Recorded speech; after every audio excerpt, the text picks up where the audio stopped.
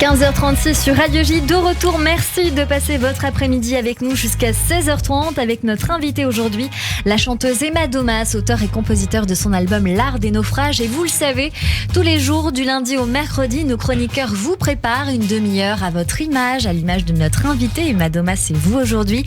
Et parmi eux, Hélène Kuttner à ma gauche pour fouler les scènes que vous aimez et vous faire découvrir des choses qui vous ressemblent. Radio J. Vous écoutez Radio J.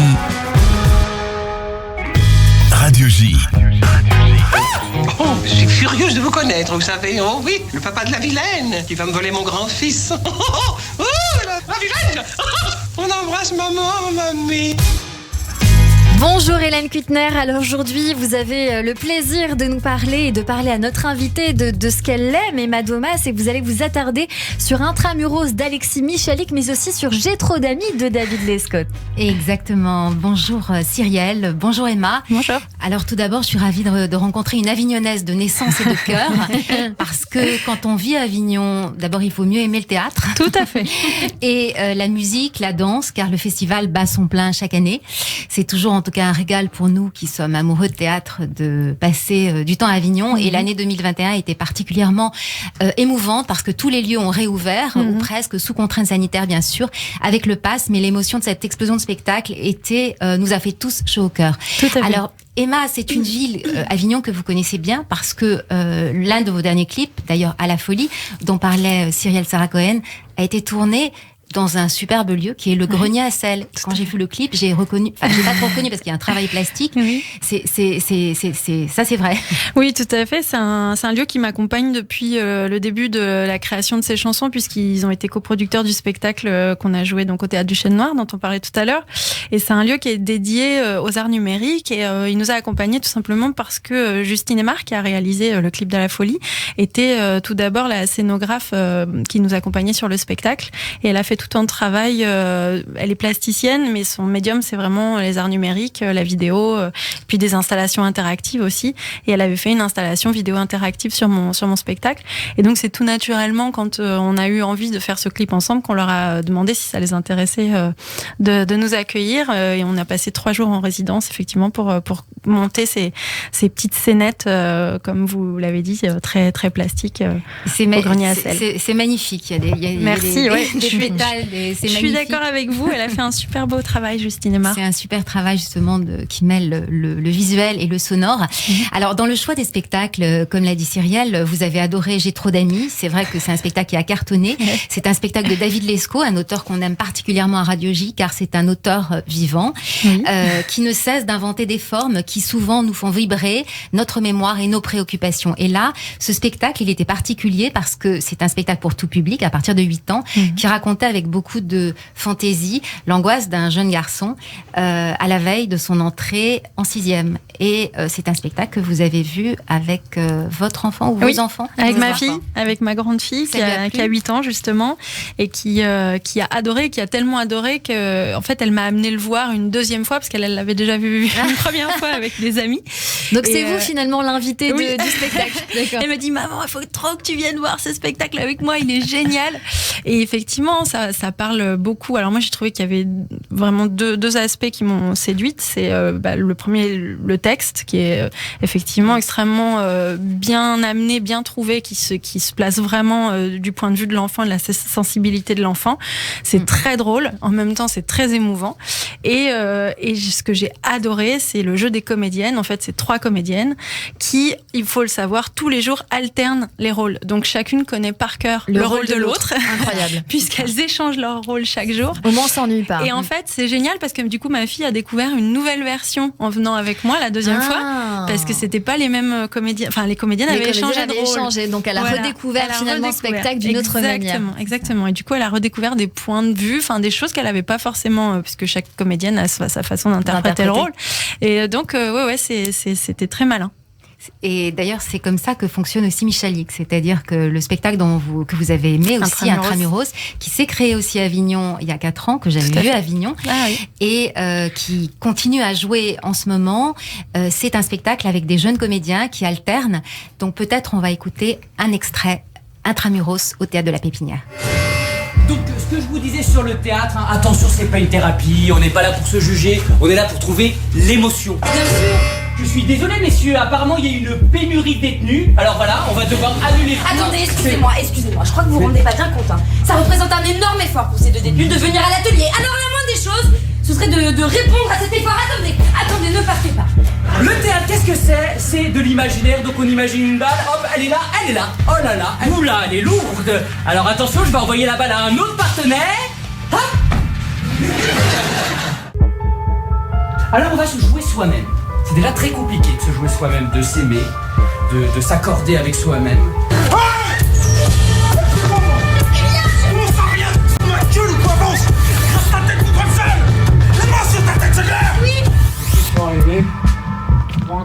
Alors, on l'entend, vous connaissez le spectacle, ça joue, ça dépote. Le théâtre, c'est s'aimer soi-même, le théâtre, c'est aimer les autres. Et donc, cet auteur, ce qui est d'extraordinaire dans Intramuros, c'est que Alexis Michalik, qui n'a pas l'habitude de traiter des sujets comme ça, vraiment très durs, il part de faits réels pour tisser une histoire qui dérive par la grâce de la fiction et de la fantaisie. Ce sont des destins banals et dont il crée des trajectoires de vie lumineuses, fortes, pour nous parler de notre présent et mettre le doigt sur ce qui fait mal. Et alors, l'histoire, en gros, c'est l'histoire de Richard, un metteur en scène de théâtre qui a roulé sa bosse et qui cherche, comme tous les artistes, à travailler, qui donne son premier atelier théâtre dans une prison. Il a lancé l'initiative auprès des prisonniers de cette centrale, mais malheureusement, il n'y a que 2 détenus qui répondent. Alors, il y a 2 détenus qui arrivent. Il y a Kevin, qui est une grande gueule, écorché vif, et il y a Ange, un criminel corse récidiviste. Richard, le metteur en scène, débarque avec son bagou sur les bienfaits du théâtre, le théâtre qui libère les âmes, le théâtre, voilà, avec une petite amie actrice qui vient aussi, une assistante sociale sans expérience. Il tente de faire parler les détenus, de les faire sortir de leur enfermement de prisonniers, mais évidemment, ça ne se déroule pas comme prévu. Et ces 5 personnages pour 5 destins qui vont basculer et nous faire palpiter comme dans un film policier.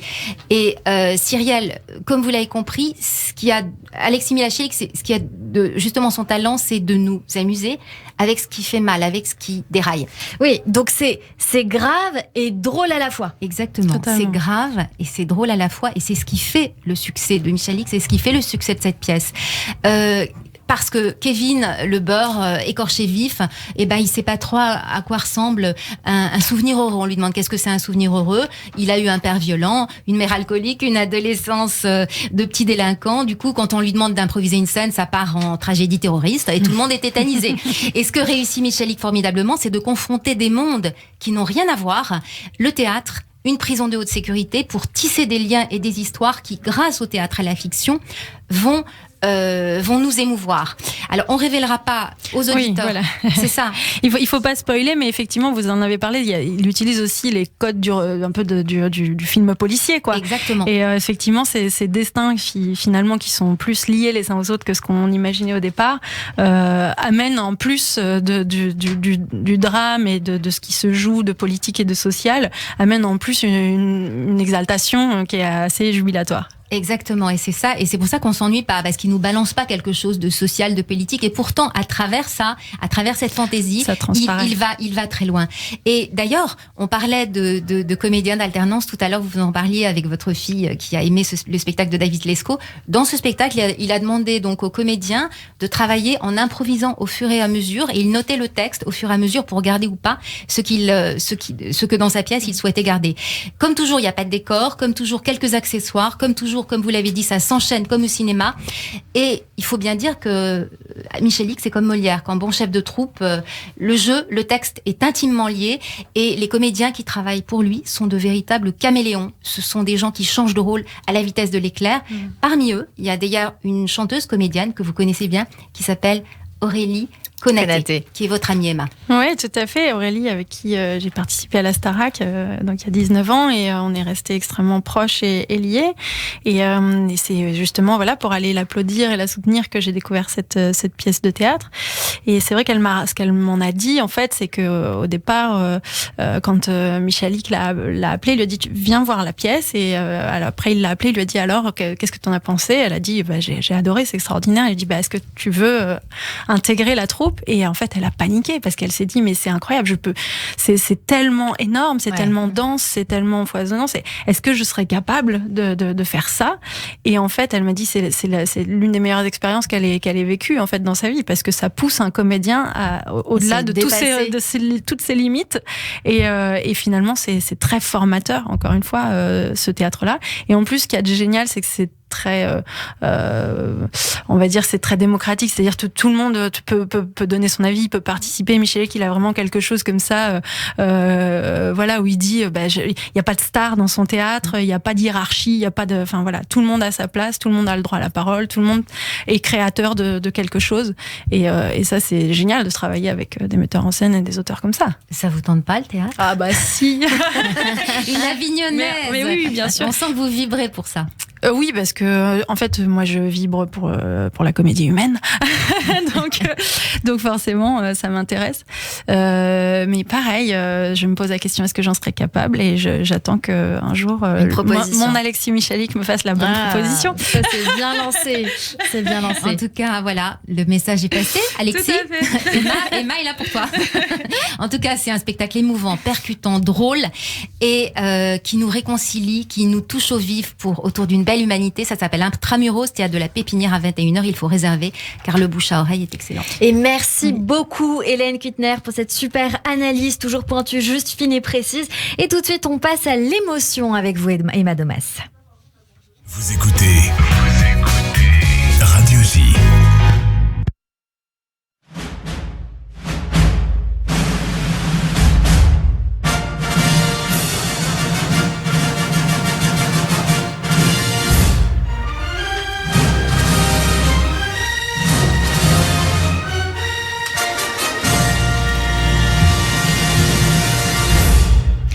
Emma Domas, depuis un moment, vous n'écoutez plus vraiment d'albums. A priori, c'est très étonnant, mais c'est le cas.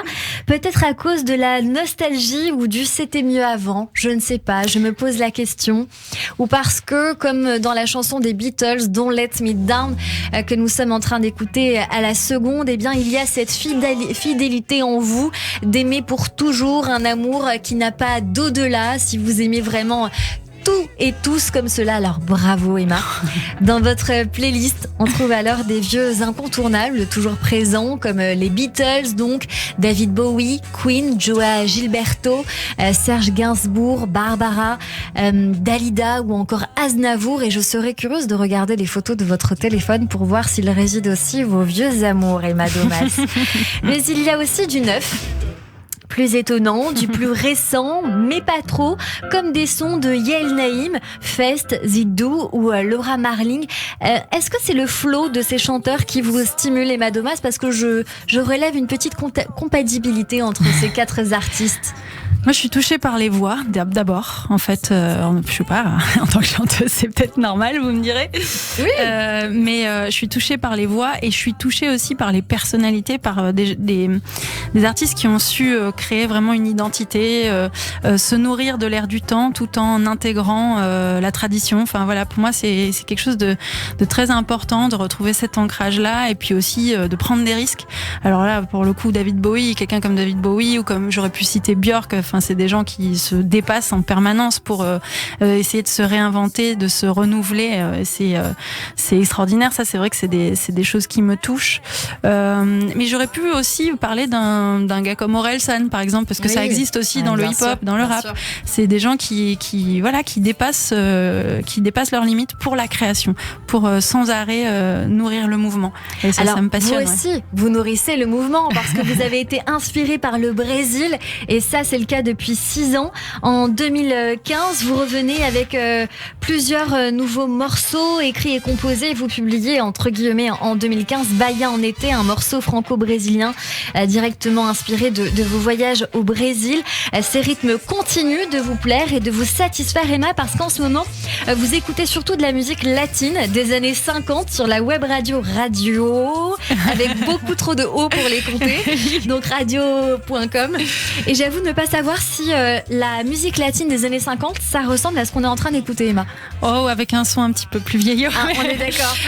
Non, mais avec effectivement un charme désuet que j'adore. j'aime particulièrement, effectivement, je me rends compte que je suis très touchée par l'ancien. Je sais pas pourquoi cette patine là. Je sais pas. Il y a quelque chose effectivement. Ah si, peut-être je sais. Il y a quelque chose pour moi de plus sensitif, de plus sensible en fait que ce qu'on a fait aujourd'hui de la musique. C'est-à-dire qu'aujourd'hui la musique elle est faite majoritairement avec des instruments synthétiques et on l'écoute majoritairement via des médias comme les téléphones ou les ordinateurs qui rendent la musique beaucoup moins sensible qu'avant. Et c'est vrai que je suis nostalgique de ça parce que moi je suis un être vraiment, je sais pas si on peut qualifier d'hypersensible, mais en tout cas moi c'est ça qui me fait vibrer, c'est ça qui me fait avancer, c'est ça qui me nourrit, c'est d'être remué, c'est d'être touché, c'est d'être je crois beaucoup au pouvoir des énergies et voilà, et ça c'est ça qui me...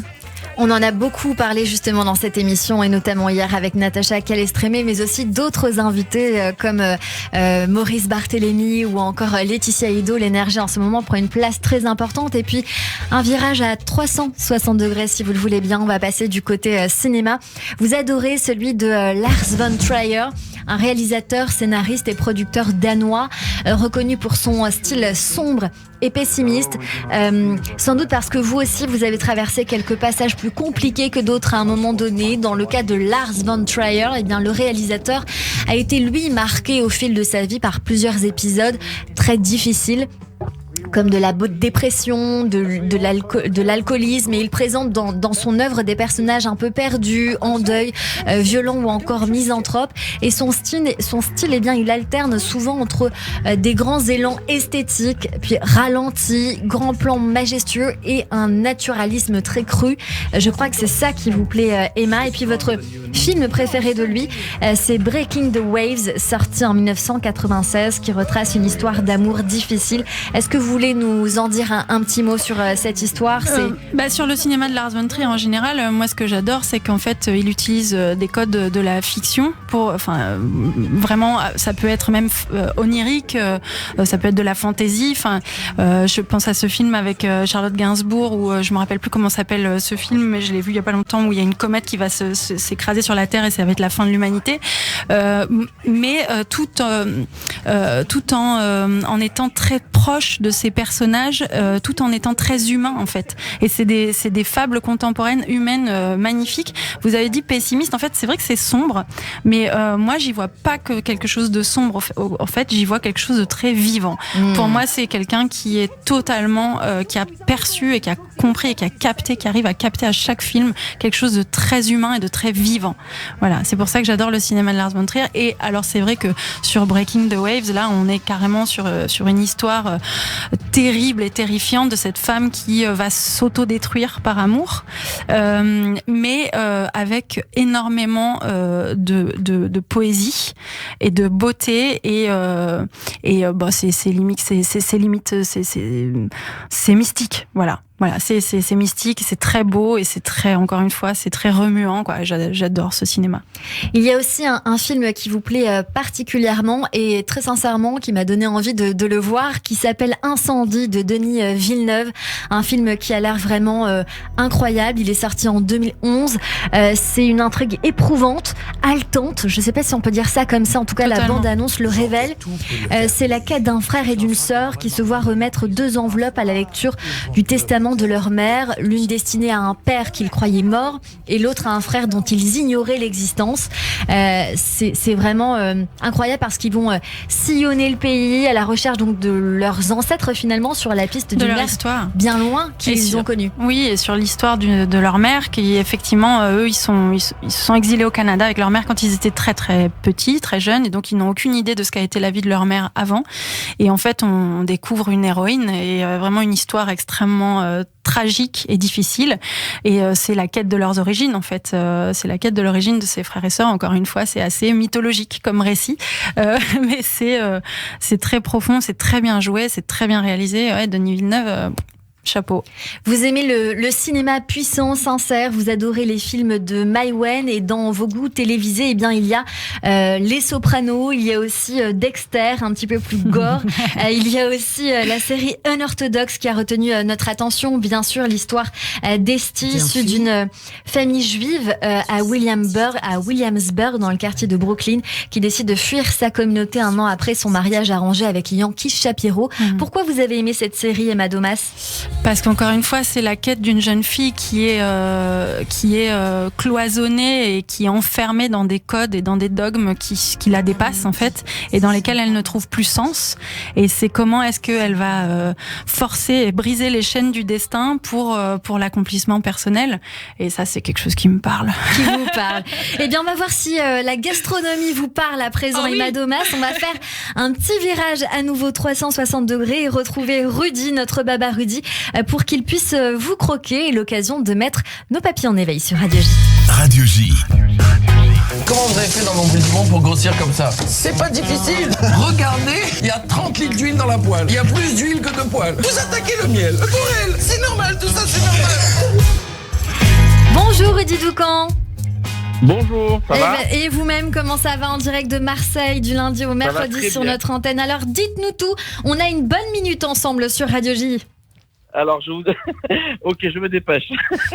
Allez-y. Pour moi, Emma Domas, déjà bonjour Emma. Bonjour Rudy. Pour moi, Emma, c'est une tartine de tomate mozza basilic. Oh là là. Alors voilà, je vous explique pourquoi. Parce qu'en fait, je sais que vous êtes d'Avignon, et moi je suis tous les ans à Avignon pour faire le festival. Et à chaque fois que j'y vais, je vais manger très souvent dans ce resto de tartines là, qui est sur la place des Corsins, et je prends tout le temps cette tartine. Chez Ginette et Marcel. Vous connaissez? Bien sûr. Quel Avignonnais ne connaît pas Ginette et Marcel? C'est excellent là-bas. Moi j'adore. En plus, en y réfléchissant bien, c'est complètement vous cette tartine, parce que la tomate mozza basilic, c'est le sud, c'est le soleil. Comme vous êtes d'Avignon, mais vous êtes aussi rayonnante comme un soleil quand vous souriez, vous respirez la joie de vivre, c'est magnifique. C'est magnifique à voir. Et en plus, je sais qu'on est de la même génération. Moi, je vous ai bien suivi dans la Starac et j'avais voté pour vous en demi-finale. Sachez-le. Ah, c'est un aveu, ça. Ah, c'est un aveu. J'aime beaucoup Noël, j'aime beaucoup ce qu'elle fait. Mais je sais pas, vous aviez un côté rmine, comme on dit. Là, il va falloir me traduire les filles. Je vais vous l'expliquer tout de suite. Justement, j'allais vous poser la question de savoir si vous savez ce que c'est. Alors, quelqu'un qui est rmine, c'est, vous savez, quand nos mamies nous prennent par les joues et qu'elles disent « c'est trop rmine, toi ». Vous, c'est ça. D'accord. Il y a le côté mignon plus. Voilà, c'est ça. C'est exactement ça. C'est très bien traduit, Rudy. Visuellement, on se fait très bien l'image. C'est mignon à croquer. Bravo, exactement. Et pour en revenir rapidement à la tartine, en fait, je suis allé chercher un autre. Pourquoi? Je me suis dit que la tartine tomate mozza basilic, c'est 4 ingrédients. Comme les 4 instruments auxquels vous jouez du piano, de la guitare, du ukulélé et de l'harmonica. Waouh. C'est ça. Ça, c'est un petit peu notre point commun, parce que moi, je joue aussi du piano, de la guitare et du ukulélé. De l'harmonica, pas encore. Mais je vais apprendre, comme ça je pourrais dire que l'harmonica, ce sera mon futur instrument à présent pour jouer à tous les temps. C'est magnifique. Il y a une petite citation là, tout à fait, on l'a entendu. On reconnaît les influences. Bravo. Vous avez très bon goût, Rudy. Merci beaucoup. Merci beaucoup, Rudy. Merci. On se donne rendez-vous demain à nouveau sur Radio J. Dans un instant, une pause suivie du journal de l'information de Steve Nadjar, notre coup de cœur du jour, notre experte Ruthia Rose-Ginor pour dresser votre portrait Emma Domas, nos auditeurs qui vous interrogent et notre séquence tac au tac. Restez avec nous en notre compagnie sur Radio J.